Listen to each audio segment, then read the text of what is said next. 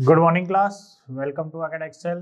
तो आज अपन बात कर रहे हैं केमिकल काइनेटिक्स का लेक्चर नंबर 4 यानी कि आखिरी लेक्चर। ठीक है, पिछली क्लास में हमने ऑर्डर के बारे में बात करी थी जिसमें अपन ने फर्स्ट ऑर्डर जीरो ऑर्डर की रिएक्शंस वगैरह किस तरीके से होती है, ठीक है, और उनके डेरिवेशन वगैरह अपन ने सब देख लिए थे। ठीक है, तो आज अपन क्या देखने वाले हैं, तो आज हम पढ़ने वाले हैं आगे का टॉपिक। आगे के टॉपिक्स में अगर हम बात करें क्या क्या टॉपिक आज हम डिस्कस करने वाले हैं, तो इससे रिलेटेड क्वेश्चंस आते हैं हमारे एग्जाम में, तो आपको ये चीज़ पर फोकस करना है। टॉपिक है हमारे सबसे इम्पोर्टेंट आज का है कोलिजन थ्योरी, एक्टिवेशन एनर्जी, ठीक है, factors affecting rate of reaction, और लास्ट है मैक्सवेल डिस्ट्रीब्यूशन कर्व। ठीक है, तो ये आज का अपना टॉपिक रहेगा जो हमें डिस्कस करना है। ठीक है, चलिए तो शुरू करते हैं। सबसे पहले हम बात कर रहे हैं कोलिजन थ्योरी की। देखो, कोलिजन थ्योरी में साइंटिस्ट क्या कह रहा है, देखो कि जो रिएक्टिंग मॉलिक्यूल्स होते हैं, अब गैसेस के जो रिएक्टिंग मॉलिक्यूल्स होते हैं वो रैंडमली मूव करते रहते हैं, और जाहिर सी बात है कि अगर वो रैंडमली मूव करेंगे तो एक दूसरे से टकराएंगे। ठीक है, एक दूसरे से क्या करेंगे, टकराएंगे। जैसे मान लीजिए ये एक बॉक्स है, ठीक है, और इसमें गैस के मॉलिक्यूल्स प्रेजेंट है। क्या प्रेजेंट है? गैस के मॉलिक्यूल्स प्रेजेंट है। अब जाहिर सी बात है कि ये रैंडमली एक दूसरे से टकराते रहेंगे। ठीक है, टकराने की वजह से इनमें हीट एनर्जी प्रोड्यूस होगी। हीट एनर्जी जो है इनको प्रोडक्ट में कन्वर्ट होने के लिए, जो ये हीट एनर्जी प्रोड्यूस हो रही है वो प्रोडक्ट में कन्वर्ट होने के लिए यूज अप हो जाएगी। ठीक है, लेकिन मस्ट कंडीशन है कि जो कोलिजन होना चाहिए वो इफेक्टिव कोलिजन होना चाहिए। ठीक है, जैसे मान लीजिए दो लोग चल रहे हैं और टकरा रहे हैं, मान लीजिए हल्का सा शोल्डर टच हो गया, तो उससे थोड़ी ना लड़ाई झगड़े होंगे। मतलब लड़ाई वड़ाई का मजा तो तभी आएगा जब एक दूसरे के सर फूट जाए, ठीक है, टकराने के बाद। तो यहाँ पर भी कुछ ऐसा ही है। तो this theory was given by Max Trautz, ठीक है, and William Lewis. According to it, for a reaction to occur, there must be collisions in between reacting molecule. Reacting molecules के बीच में क्या होना चाहिए? Collision होना चाहिए। ठीक है, collision होना चाहिए। Total number of collisions per second in unit volume is called collision frequency. ये important है, ठीक है, ये important है कि अगर 12th एग्जाम में कोई नीट प्रिपरेशन वाला होगा तो यहाँ पर ये बोर्ड में पूछ ली जाती है डेफिनेशन कि एक सेकंड में जितने कॉलिजन हो रहे हैं 1 ml के अंदर या 1 लीटर के अंदर, जो भी आपने यूनिट ले रखी है, ठीक है, वैसे जनरली हम 1 ml लेकर चलते हैं, तो 1 ml के अंदर जितने नंबर ऑफ कॉलिजन हो रहे हैं 1 सेकंड के अंदर, वो क्या कहलाएगी? Collision frequency. ठीक है, generally it's value is very high for gaseous reaction. Obviously बात है कि गैसियस रिएक्शन में क्या होता है? रैंडम मूवमेंट हो रहा होता है। क्या हो रहा होता है? रैंडम मूवमेंट हो रहा होता है, जिसकी वजह से क्या होता है? कोलिजन होता है। But only a small fraction of this collision are capable to convert reactant into product. सिर्फ जो है कुछ ही अमाउंट में, ठीक है, स्मॉल फ्रैक्शन, कुछ ही अमाउंट में जो है वो रिएक्टेंट प्रोडक्ट में कन्वर्ट होने के काबिल होते हैं, क्योंकि जितने भी कॉलिजन होते हैं उन कॉलिजन में कुछ fraction amount of he collision जो है वो इफेक्टिव कॉलिजन होते हैं। ठीक है, कुछ अमाउंट, जैसे मान लीजिए 1000 कॉलिजन हो रहे हैं तो उसमें से 10-12 ही इफेक्टिव कॉलिजन होंगे, तो वो 10-12 रिएक्टेंट ही प्रोडक्ट में कन्वर्ट होंगे। ऐसा नहीं है कि जो 100 के 100 मॉलिक्यूल या 1000 के 1000 रिएक्टेंट मॉलिक्यूल आपस में टकरा रहे हैं तो वो 1000 के 1000 ही कन्वर्ट हो रहे हैं। ठीक है, ऐसा नहीं होता। चलिए, फिर इफेक्टिव कोलिजन के लिए मस्ट कंडीशन क्या क्या है? कौन सी कंडीशन इंपॉर्टेंट है फॉर इफेक्टिव कोलिजन? तो सबसे पहली है reacting molecule must possess a minimum amount of energy. कुछ मिनिमम अमाउंट ऑफ एनर्जी उनके पास ऑलरेडी होनी चाहिए। ठीक है, और प्रॉपर ओरिएंटेशन ऑफ कोलिजन होना चाहिए। प्रॉपर ओरिएंटेशन का मतलब है कि एक ढंग से कोलिजन होना चाहिए, ऐसा नहीं कि हल्का सा टकरा के निकल गए। ठीक है, धम देने से मतलब जैसे दो लोग आपस में टकरा रहे हो तो इतना ढंग से टकराए कि सर्वर फूट जाए, मतलब परफेक्ट कोलिजन उसी को ही बोलेंगे। ठीक है, हल्का सा छू के निकल गए, ये कोई बात थोड़ी हुई। ठीक है, उससे थोड़ी ना हीट प्रोड्यूस होगी, उससे थोड़ी ना लड़ाई झगड़े होंगे।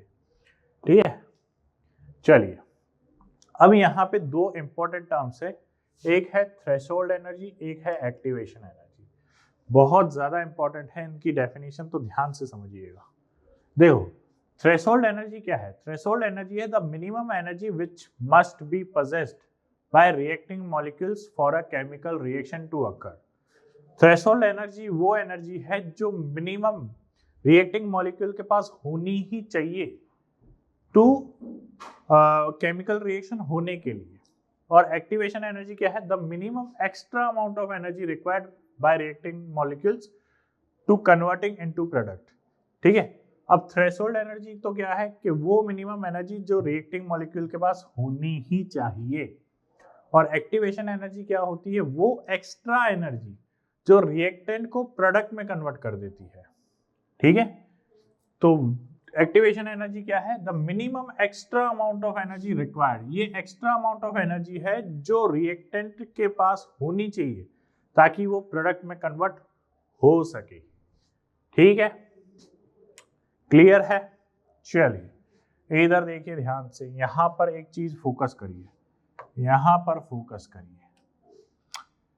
देखिए यहां पर ये जो है ये रिएक्टेंट पार्ट है, ये यहां पर प्रोडक्ट पार्ट है, ये इसकी पोटेंशियल एनर्जी का कर्व है, ये यहां पर पोटेंशियल एनर्जी का कर्व है। ध्यान से देखिएगा, ये पोटेंशियल एनर्जी का कर्व है। ठीक है, यहां से ये वो लेवल है कि अगर यहां ये एनर्जी लेवल अगर किसी ने पार कर लिया, किसी रिएक्टेंट ने पार कर लिया, तो वो प्रोडक्ट में कन्वर्ट हो ही जाएगा। लेकिन मुद्दा ये है कि ये एनर्जी लेवल पार करना जरूरी है। जैसे आपने ऑर्गेनिक रिएक्शन में पढ़ा है कि रिएक्शन से जब वो प्रोडक्ट में कन्वर्ट होता है तो बीच में एक ट्रांजिशन स्टेट बनती है। ठीक है, ऑर्गेनिक में हम ये पढ़ते हैं। यहाँ पे उसी की जगह क्या बन रहा है? एक्टिवेटेड कॉम्प्लेक्स बन रहा है। ठीक है, जैसे ऑर्गेनिक में ट्रांजिशन स्टेट बनती है, यहाँ पे क्या बन रहा है? यहाँ पर एक्टिवेटेड कॉम्प्लेक्स बन रहा है। क्लियर है? तो देखो ये जो एक्टिवेटेड कॉम्प्लेक्स है, अगर इसकी पोटेंशियल एनर्जी जो है वो अगर क्या बोलते हैं रिएक्टेंट को मिल गई, ठीक है, तो वो प्रोडक्ट में कन्वर्ट हो जाएगा। तो ये एक्टिवेटेड कॉम्प्लेक्स से लेकर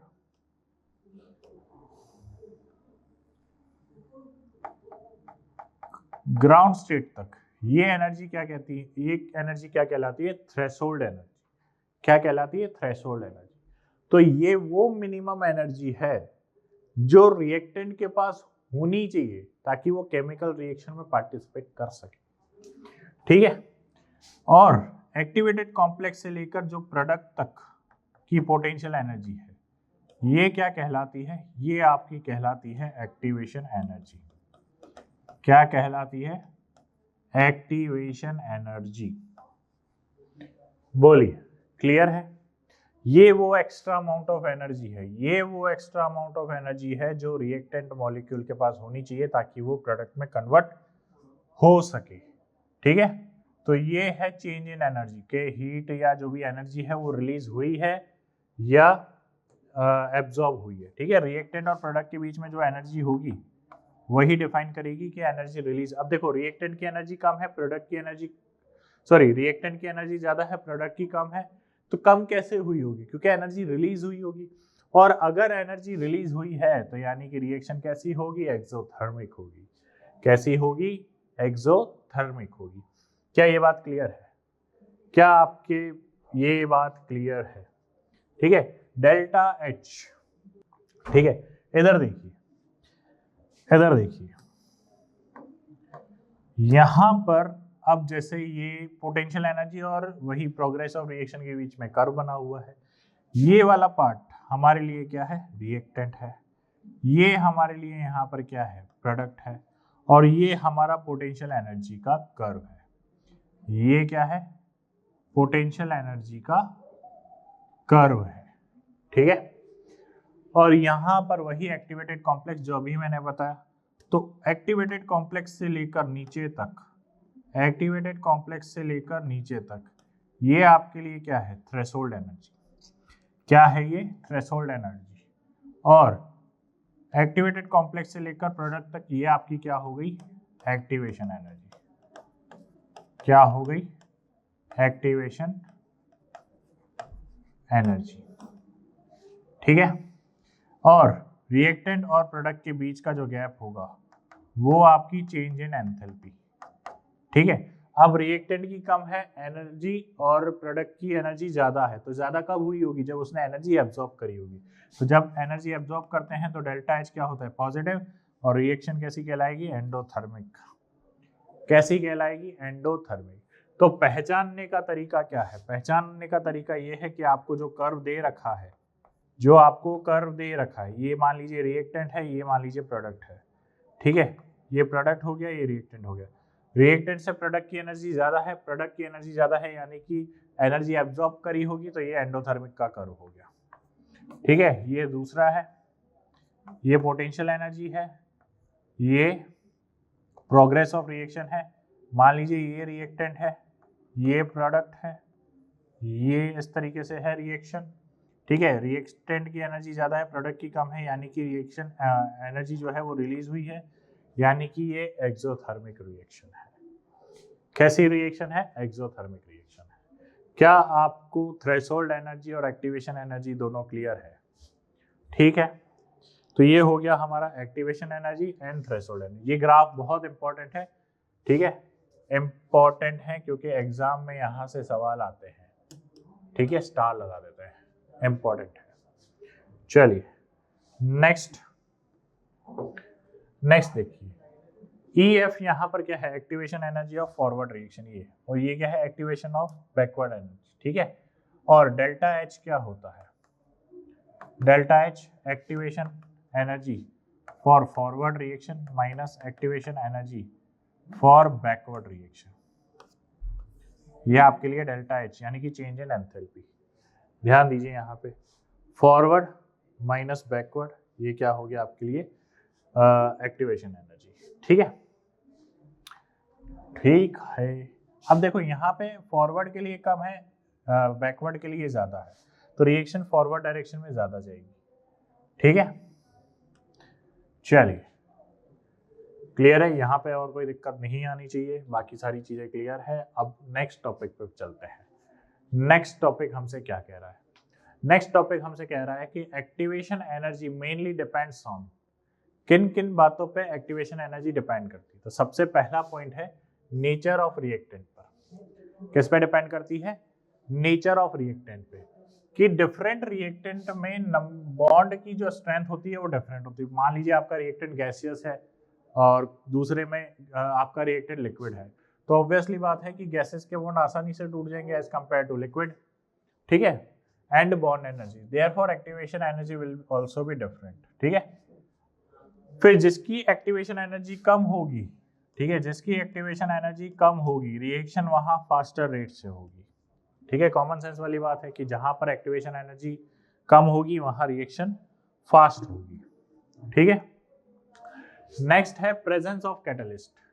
प्रेजेंस ऑफ कैटलिस्ट क्या करता है, तो catalyst provide an alternative path of reaction mechanism for the reaction. आप जानते हो ऑलरेडी कि कैटलिस्ट जो है वो रिएक्शन की रेट को फास्ट करने का काम करता है। ठीक है, रिएक्शन की रेट को फास्ट करने का काम करता है। ठीक है, यानी कि वो complete reaction earlier, complete reaction earlier, reaction जल्दी कंप्लीट होती है। ठीक है, तो क्यों होती है, क्योंकि इन the presence of catalyst threshold energy decreases. ये जो थ्रेशोल्ड एनर्जी होती है ना, जो मिनिमम अमाउंट ऑफ एनर्जी चाहिए होती है किसी भी रिएक्शन को कंप्लीट होने के लिए, ठीक है, किसी भी रिएक्शन को जो कंप्लीट होने के लिए अमाउंट ऑफ एनर्जी चाहिए, ये उस एनर्जी को कम कर देता है। जैसे यहाँ पर देखिए ध्यान से कि ये वो थ्रेशोल्ड एनर्जी है, जब कैटलिस्ट एब्सेंट था, absence of catalyst,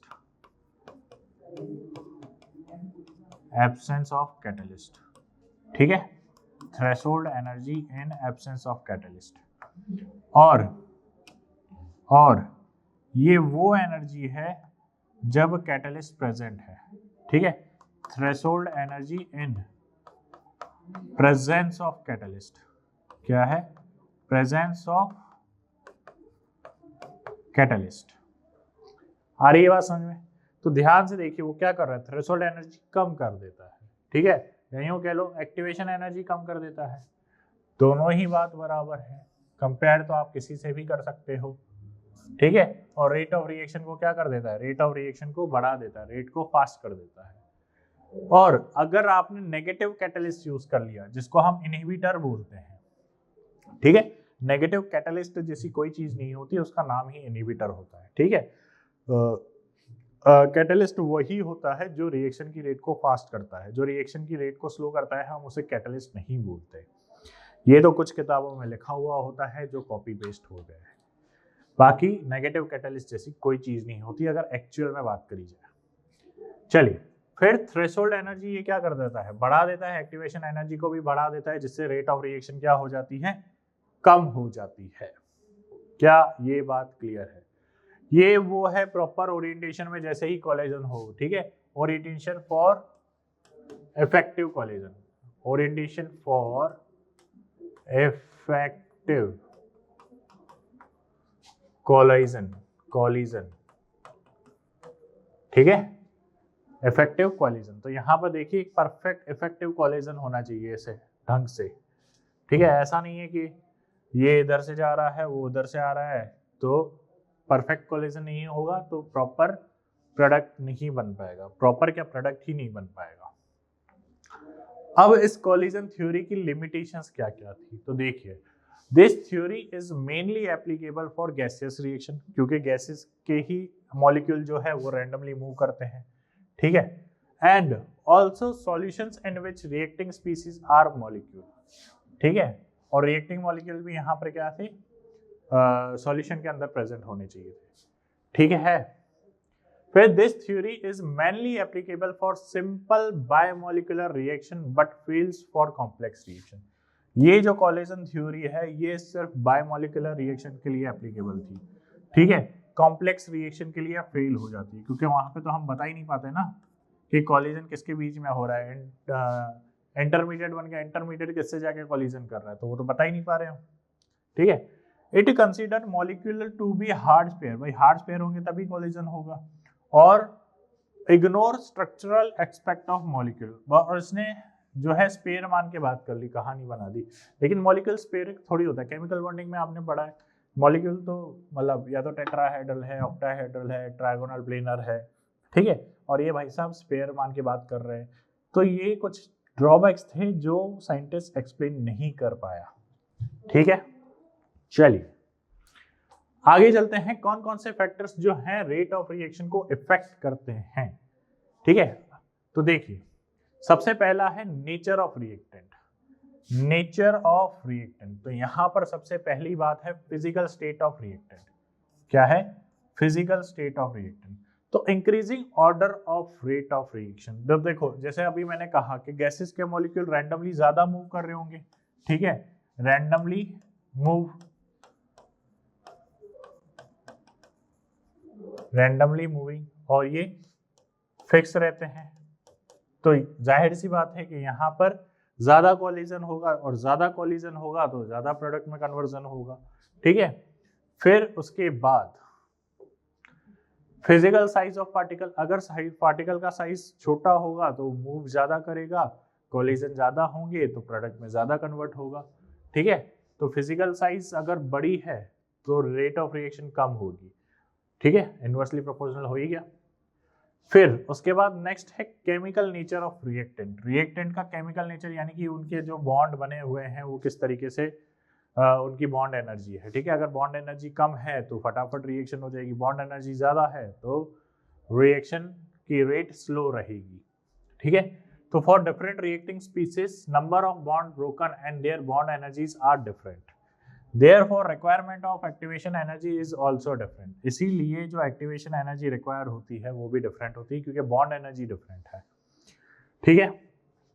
Now reaction having less value of activation energy will take place faster rate.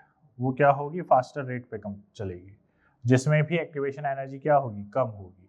तो activation energy rate is inversely proportional to activation energy. ये जो है वो एक्टिवेशन एनर्जी को define कर रहा है। किसे डिफाइन कर रहा है? एक्टिवेशन एनर्जी को। ठीक है, चलिए तो नेक्स्ट रेट ऑफ रिएक्शन और किस पे डिपेंड करती है? तो रेट ऑफ रिएक्शन डिपेंड करती है कंसंट्रेशन ऑफ रिएक्टेंट पे भी।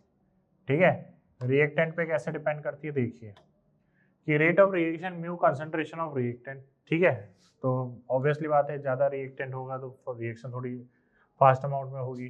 फिर नेक्स्ट प्रेशर पे, तो अगर रिएक्टेंट आपका गैस है, रिएक्टेंट अगर आपका गैस है तो प्रेशर का असर पड़ेगा।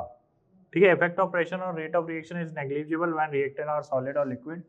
ठीक है, but if reactant are gaseous state then rate of reaction increases on increasing pressure because number of effective collision increases। ठीक है, अगर हम प्रेशर बढ़ाएंगे तो नंबर ऑफ इफेक्टिव कॉलिजन भी बढ़ेंगे। नंबर ऑफ इफेक्टिव कॉलिजन भी क्या होंगे? बढ़ेंगे। और नंबर ऑफ इफेक्टिव कॉलिजन बढ़ेंगे तो प्रोडक्ट में कन्वर्जन भी बढ़ेगा। ठीक है, चलिए next temperature। on increasing temperature rate of reaction increases whether the reaction is exothermic or endothermic। तो टेम्परेचर बढ़ाने पर रेट ऑफ रिएक्शन बढ़ेगी क्योंकि मूवमेंट ऑफ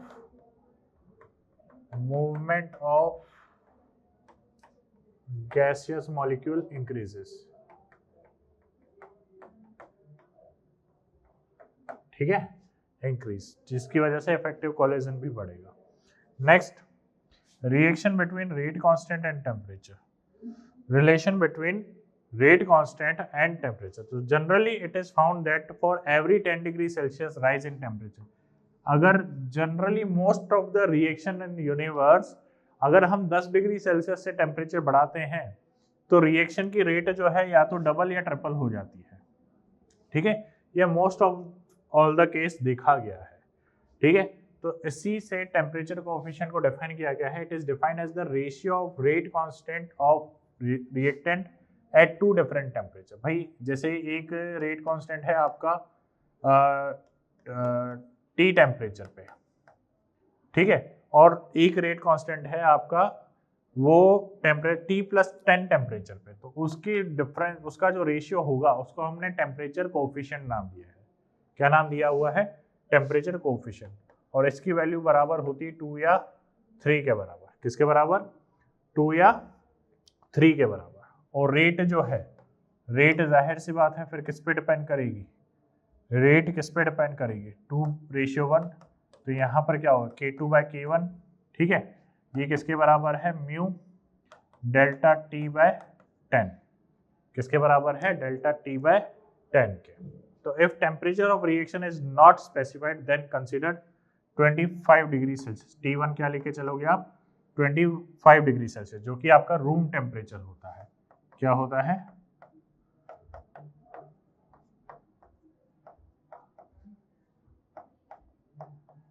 ठीक है, चलिए next, Maxwell and Boltzmann energy distribution curve. इसमें ये क्या बता रहा है कि जैसे जैसे आप टेम्परेचर बढ़ाओगे तो फ्रैक्शन ऑफ मॉलिक्यूल्स जो कोलिजन कर रहे हैं वो बढ़ जाएंगे। जैसे ये देखो, ये टी टेम्परेचर पे है, ये काइनेटिक एनर्जी है।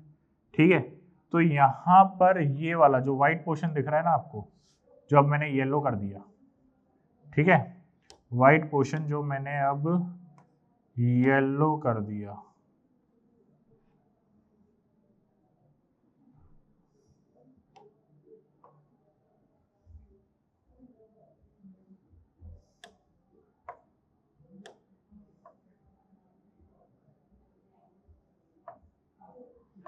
ये ठीक है, जो येलो पोर्शन है अभी टी टेम्परेचर पे ये वो मॉलिक्यूल हैं, ठीक है,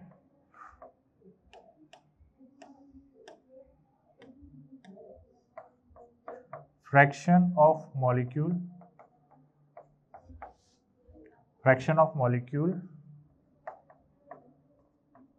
showing effective collision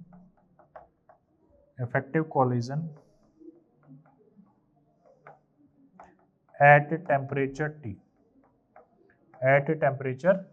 T temperature पे जो fraction of molecule effective collision दिखा रहे हैं वो ये है, ठीक है।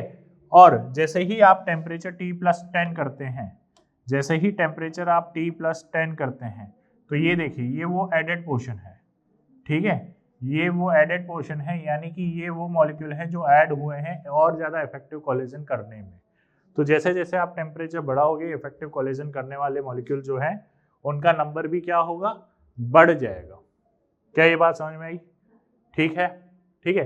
नेक्स्ट है अरेनियस इक्वेशन, ये आपको ध्यान रखनी है। अरेनियस इक्वेशन क्या होती है, ए बराबर के ई की power minus E A upon R T, ठीक है।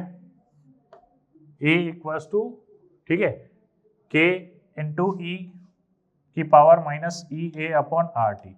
यहां पर ए क्या है, अरेनियस कांस्टेंट, ए क्या है, अरेनियस कांस्टेंट, ठीक है। के क्या है, रेट कांस्टेंट, ठीक है। मैंने उल्टा लिख दिया, के बराबर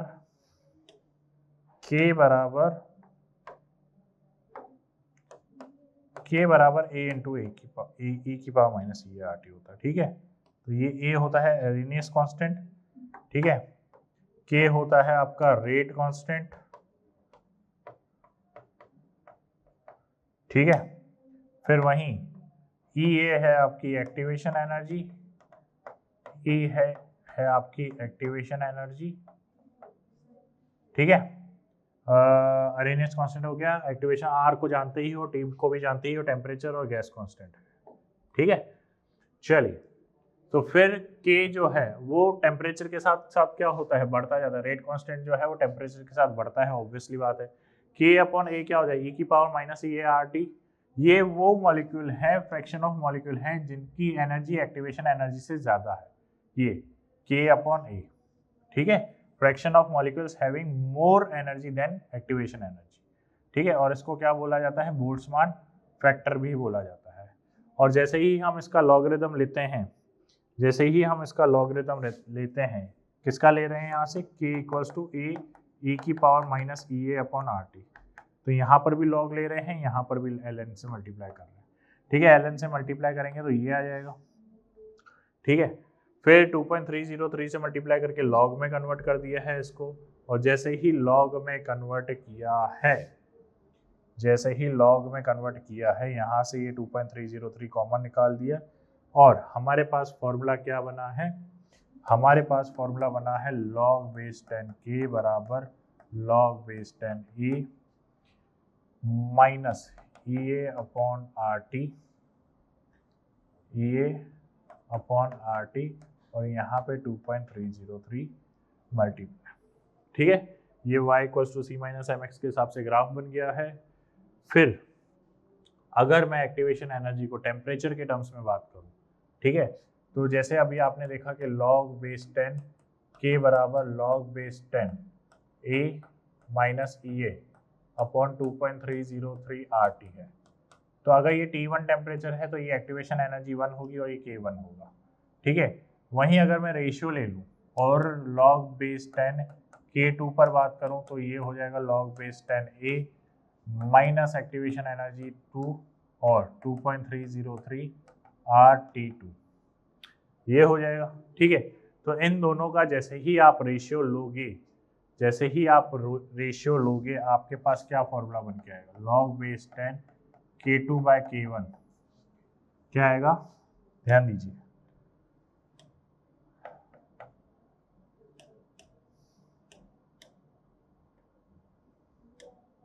फॉर्मूला बन के आएगा log base 10 K2 bye K1 बराबर ये ई ए अपॉन 2.303 कॉमन आ जाएगा, 1 upon T2 minus 1 upon T1, तो यानी कि ये माइनस जो है इधर का उधर जाके 1 अपॉन T2 ये आ जाएगा।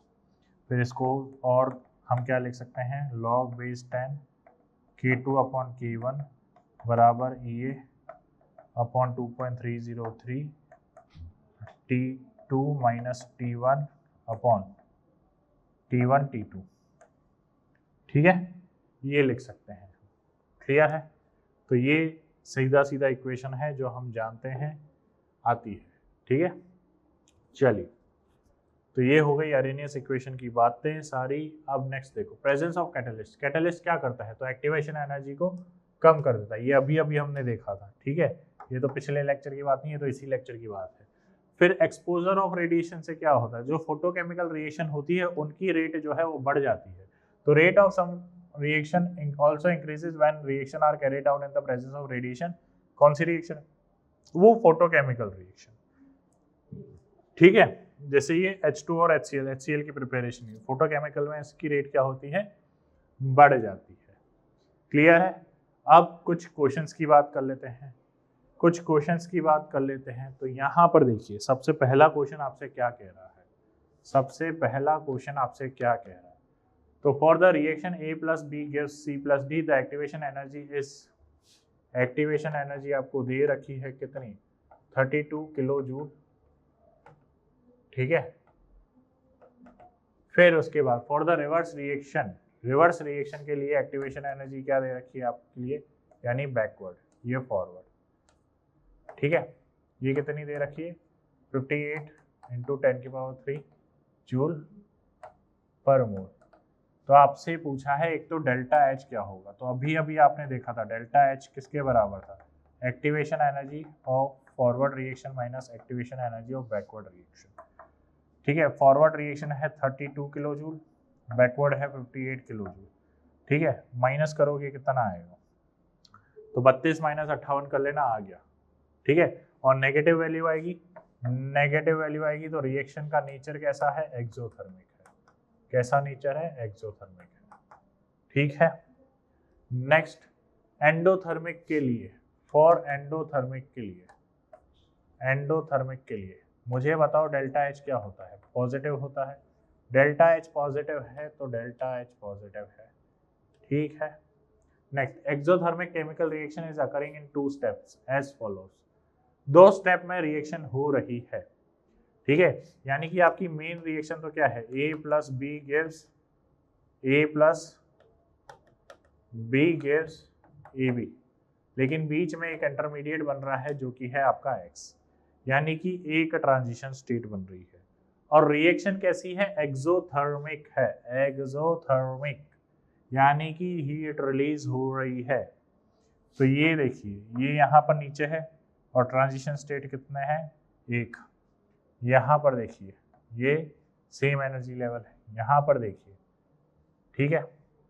और यहाँ पर देखिए, तो मुझे बताइए क्या कौन सा प्रोडक्ट कन्वर्ट हो रहा है यहाँ पर। तो देखिए यहाँ पर एनर्जी रिलीज हो रही है, यहाँ पर अगर एनर्जी रिलीज हो रही है, मैंने बताया था कि रिएक्टेंट, ठीक है, और प्रोडक्ट जो है वो नीचे होना चाहिए, ठीक है। भाई रिएक्टेंट की एनर्जी ज्यादा है, प्रोडक्ट की कम है, प्रोडक्ट की एनर्जी कम है, तभी तो एनर्जी रिलीज हुई होगी, ठीक है। तो आंसर क्या जाएगा, 3rd ऑप्शन। क्लियर है। तो यहाँ पर ये आपके केमिकल काइनेटिक्स का पार्ट खत्म होता है। बाकी कुछ अच्छे क्वेश्चन आपको असाइनमेंट में और CRE में दे दिए जाएंगे, ठीक है। तो वहाँ पर आप देख सकते हैं। तो ये हो गया आपका केमिकल काइनेटिक्स। अगर आपको इन नोट्स की PDF चाहिए, ठीक है, चैप्टर वाइज CRE चाहिए, लेक्चर वाइज असाइनमेंट चाहिए, माइनर टेस्ट, मेजर टेस्ट या PY की उसके आपको सॉल्यूशन चाहिए, तो ये सब हमारी वेबसाइट पे अवेलेबल है। आप वेबसाइट पे विजिट करके ये सब देख सकते हैं। फिर उसके बाद अगर आपको वीडियो अच्छा लग रहा है तो वीडियो को लाइक करिए, चैनल को सब्सक्राइब करिए एंड बेल आइकन को जरूर प्रेस करिएगा ताकि आपको नेक्स्ट वीडियो की नोटिफिकेशन मिलती रहे। Thank you very much.